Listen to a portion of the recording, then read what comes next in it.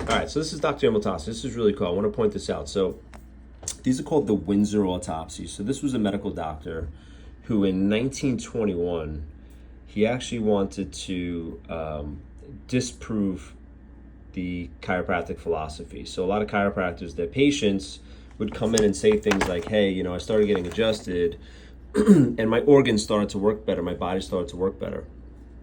And so he did all these dissections of human and animal dissections, and it was nearly 100% correlation between an abnormal vertebrae or an abnormally structured spine. In other words, if there was a curve in the spine and the spine had an issue, he would correlate the nerve and where that nerve went to in the body. In other words, what organ it went to.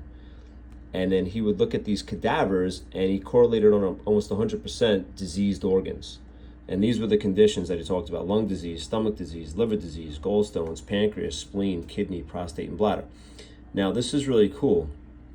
I just did a video, a live testimonial, a video testimonial with one of our patients. She's 41 years old, a recent mom. She's an RN, she's a nurse. And she said that her IBS, irritable bowel syndrome, and her anxiety got better. And if you look at her spine, this is her spine right here.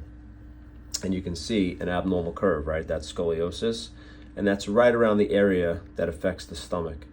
Now, that's an efferent explanation, or that's one way to look at it. Like, okay, the nerve comes out near that area, goes to that organ, we start to work on it, and the organ gets better. But also, anytime your spine's stuck and locked up and the joints aren't moving properly, that sends stress signals to the brain, causes a release in stress hormones, and it puts you into fight or flight, which actually shuts down digestion.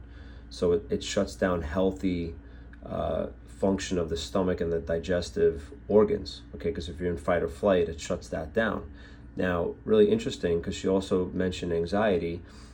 95% of serotonin is made in the gut. So if you're having issues with your gut, like leaky gut, or if you have a situation like this, like I'm showing you right now, that can affect serotonin, which is your happy hormone.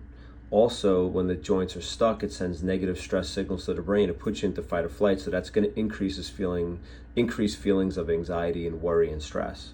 So we started working with her, and she's a long time patient, but she just started getting really good results. And I asked her to do a testimonial, and this happens to be her X-ray, correlating with exactly what the Winsor Autopsy showed, which was really cool.